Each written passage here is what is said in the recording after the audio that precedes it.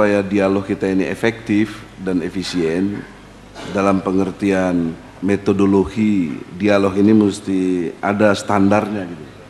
Sehingga kita punya parameter apa yang dimaksud dengan kebenaran, apa yang dimaksud dengan kita sekarang lagi berpikir apa tidak gitu. Apa yang dimaksud nanti sebuah kesombongan.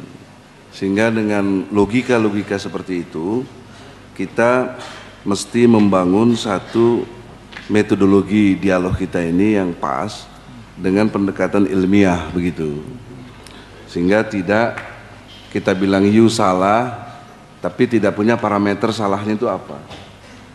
Kita benar, parameter kita benar itu apa. Jadi saya kira kita objektif, sistematis dan toleran. Artinya toleran itu kalau pada tingkat dialog yang objektif dan sistematis bisa dikategorikan kita ini ilmiah, Anda benar, saya ikut Anda, itu toleran namanya. Karena Anda benar. Tapi kalau logika terbaliknya, apa yang saya gambarkan dengan objektif, sistematis, kita pada posisi kategori benar, Anda harus toleran, Anda ikut kita. Setuju, Pak? Setuju? Bertaruh kita ya? Betul. Jadi dialog kita nggak sia-sia.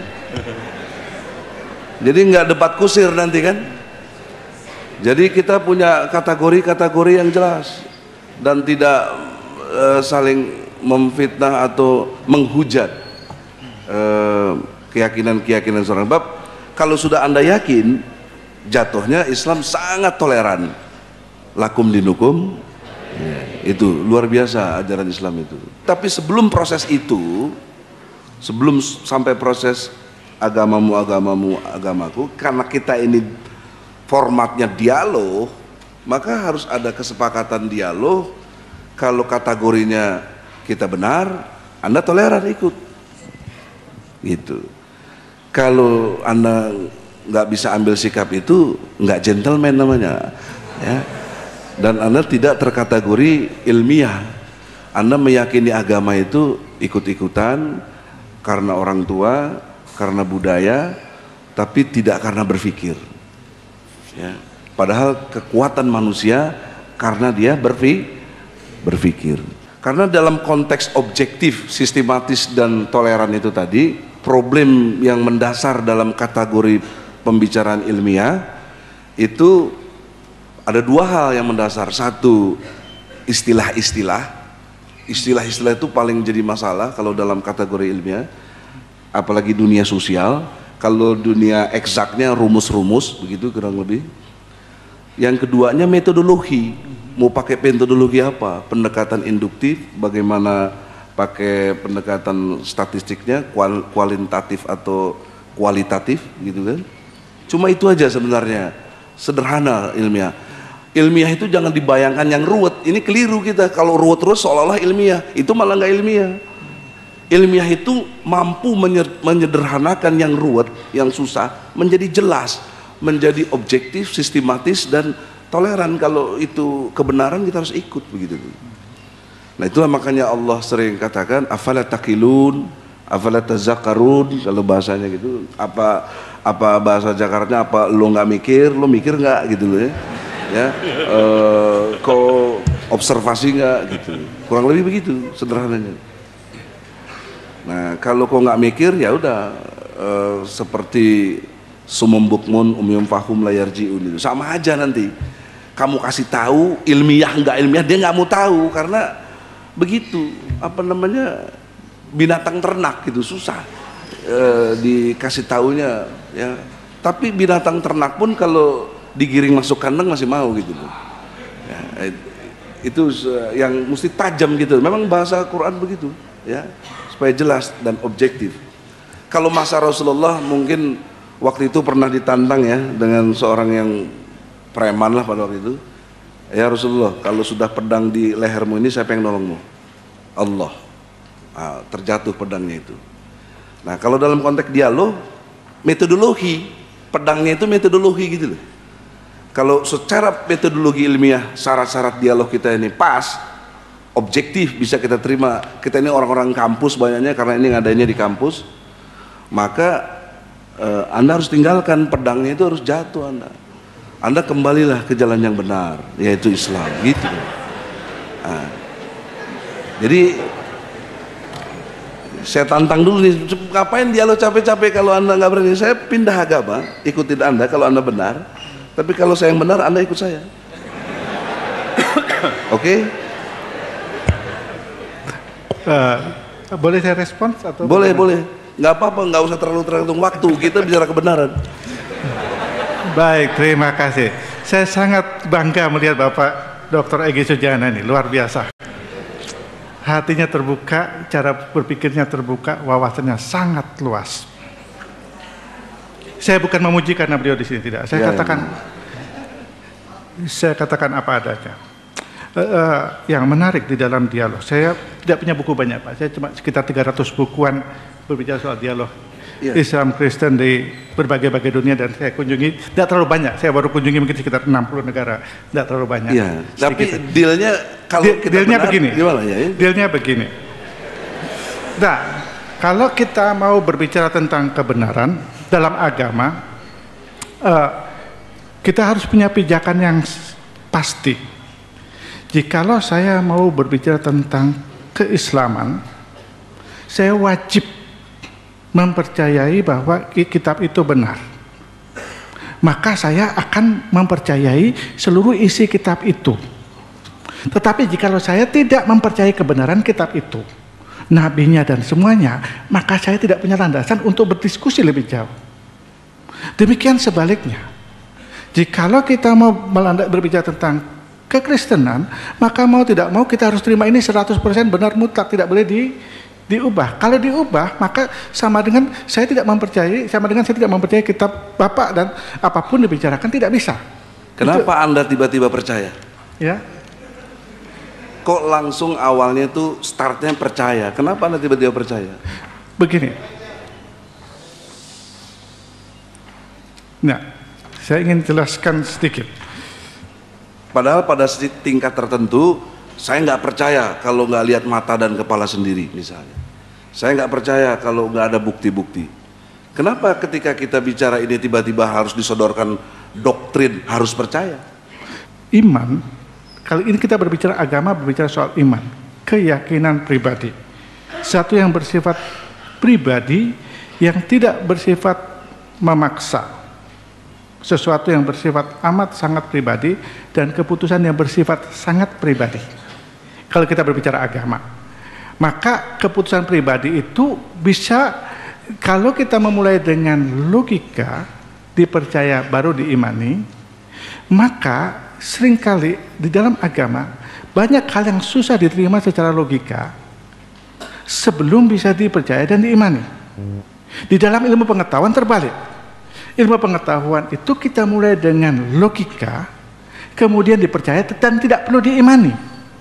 Ilmu pengetahuan itu tidak perlu diimani, cukup dibikin secara logika, kemudian dipercaya, selesai. Agama tidak bisa. Kalau agama kita berangkat dengan logika, kemudian kita percaya dan kita imani, maka ini namanya dialog yang destruktif.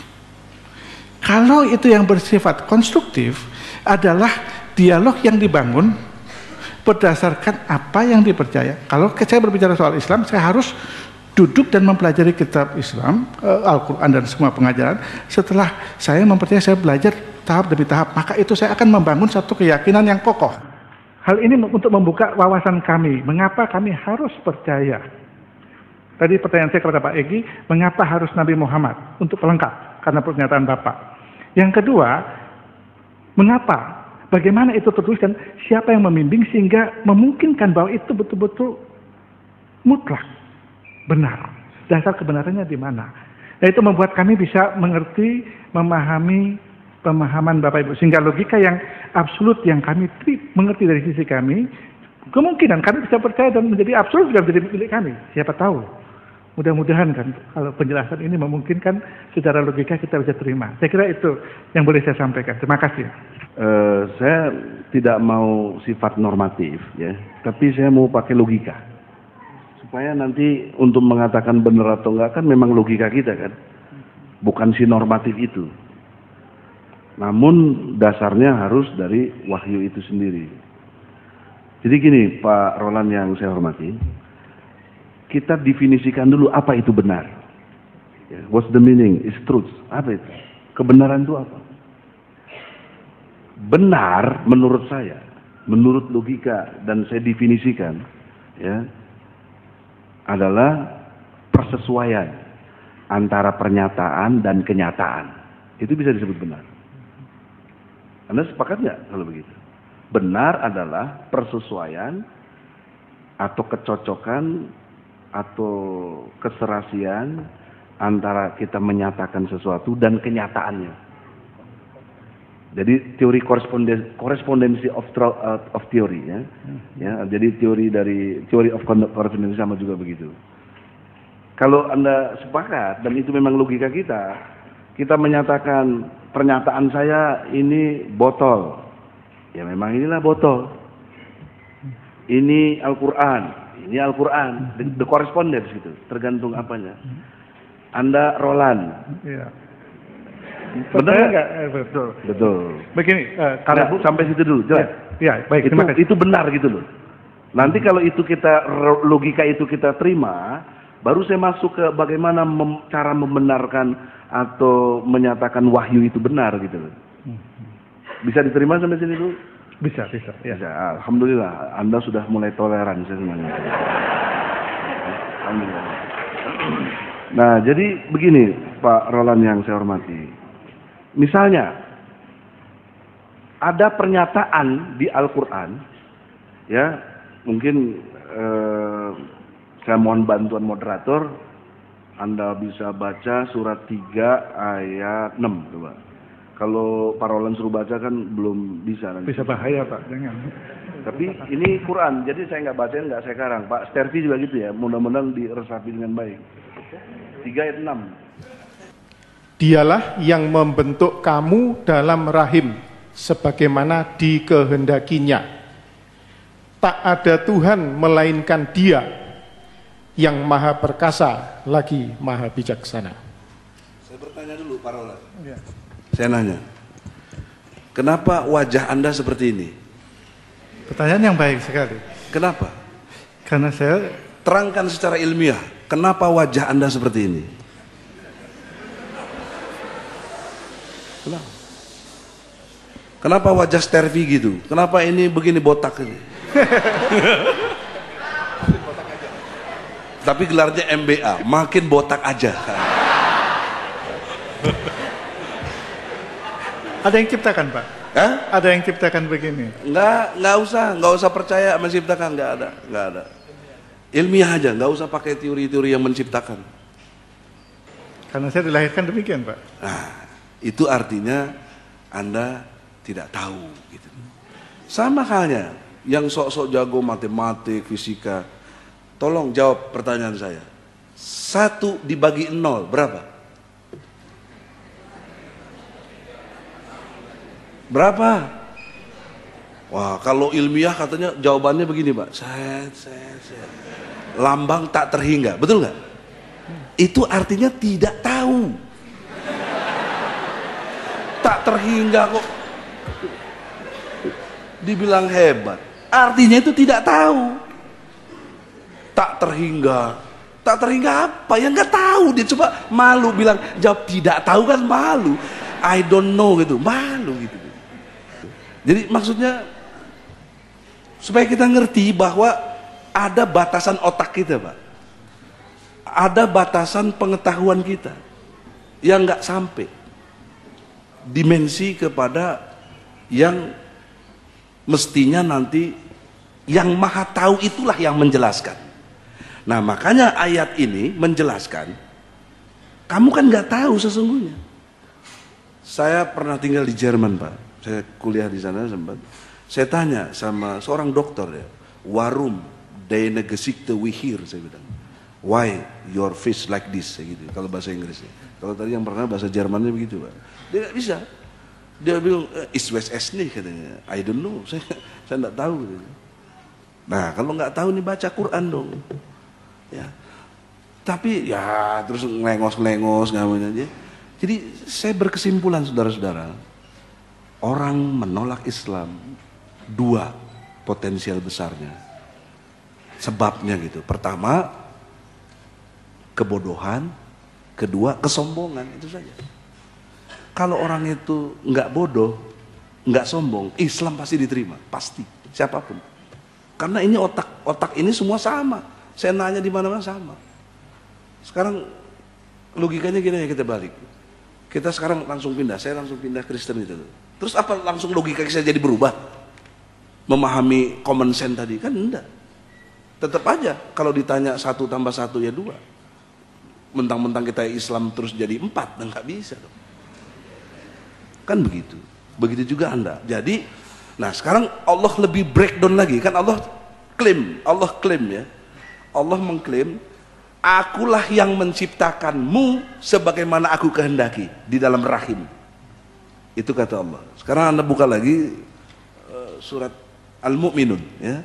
Ayatnya 12-14. Supaya sistematika kita itu dapat statement dari Quran, kan kita udah sepakat, kebenaran adalah persesuaian antara pernyataan dan kenyataan. Nah sekarang Allah klaim dalam pernyataannya, aku yang hendaki kamu, wajah-wajah kamu. Jadi kamu kalau ngaca, kebetulan kurang cantik, jangan terus mengeluh, jangan. Justru karena Anda ada, jadi ada yang cantik gitu loh. Begitu hikmahnya gitu loh. Sebab kalau Anda, aduh gue jelek, yang sok ganteng atau cantik juga jangan sombong. Karena ada yang jelek, karena ada Anda. Kalau semuanya cantik, nggak ada cantik itu sendiri, nggak ada. Kalau semuanya jelek, jelek itu sendiri nggak ada. Itulah yang disebut. Nah makanya bagaimana Allah menjelaskan klaimnya bahwa dia yang menciptakan dalam rahim itu. Dan sesungguhnya kami telah menciptakan manusia dari suatu saripati dari tanah. Kemudian kami jadikan saripati itu air mani yang disimpan dalam tempat yang kokoh, rahim. Kemudian air mani itu kami jadikan segumpal darah. Lalu segumpal darah itu kami jadikan segumpal daging, dan segumpal daging itu kami jadikan tulang belulang, lalu tulang belulang itu kami bungkus dengan daging, kemudian kami jadikan dia makhluk yang berbentuk lain. Maka maha sucilah Allah, pencipta yang paling baik. Kemudian sesudah itu, sesungguhnya kamu sekalian benar-benar akan mati. Jawab pertanyaan saya, siapa yang bisa bantah pernyataan Al-Quran ini? Baik secara sains, mau pakai ilmu apa aja, dan fakta-fakta yang ada. Apakah ada yang bertentangan dengan fakta-fakta statement Quran tadi itu? Nggak apa-apa, Pak Roland kalau mau bantah, nggak bener Quran itu omongan Muhammad ngarang-ngarang aja. Kapan Muhammad pernah kuliah fakultas kedokteran? Bisa bicara sperma, ovum, segumpal darah, daging, air mani gitu loh, dan lain sebagainya. Yang dulu itu kita tahu persis kedokteran itu baru maju abad ke-17 mau ke-18, baru bicara soal kedokteran. Ini abad ke-6 informasi ini nih. Gimana nggak dibilang majnun itu Muhammad itu? Artinya nggak ada yang punya gelar dokter itu. Jadi logika kebenaran, kalau Anda nanya apa sih bukti benarnya wahyu, ya saya sebisa mungkin dengan logika yang saya bisa pahami, dengan yang tadi Anda sendiri sudah toleran mau akui, itulah definisi kebenaran, yaitu persesuaian antara pernyataan dan kenyataan. Dan saya sudah buktikan, baru 2 ayat saja saya buktikan, belum lagi ayat-ayat lain yang sangat spektakuler, yang merupakan penguasaan kepada dimensi ruang dan waktu. Itu lebih jauh lagi penjelasannya, tapi ini yang sangat faktual saja lah, yang semuanya kita itu berasal dari begini gitu loh, gitu. Apa ada yang bisa menerangkan kepada saya yang dijelaskan Quran tadi nggak sesuai dengan fakta? Ada yang bisa tunjuk tangan atau membantahnya? Nah kalau tidak ada, kan harusnya jujur bersaksi asyhadu an la ilaha illallah wa asyhadu anna muhammadar rasulullah. Itu maksudnya misi dakwah Islam itu. Jelas gitu. Ya. Kamu lihat, kamu saksikan nggak? Itu artinya syahadat, mensaksikan. Saksikanlah betul, memang betul. Ini semua kekuasaannya Allah.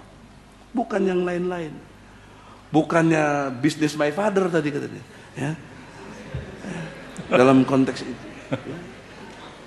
Kita nggak tahu menahu. Bapak Roland, bapak saya, habis bisnisnya selesai kan enak aja ngorok tidur itu. Kemudian ibu kita tiba-tiba menjadi membesar perutnya, itulah orang tua kita jadi pembesar ya. Jadi bapak kita itu sesungguhnya pembesar ya. Ya. Maksud membesarkan perut ibu kita ya. Jadi kita lahir sesuai dengan Quran tadi. Itu aja dulu, nanti kalau kurang jelas saya bikin jelas lagi.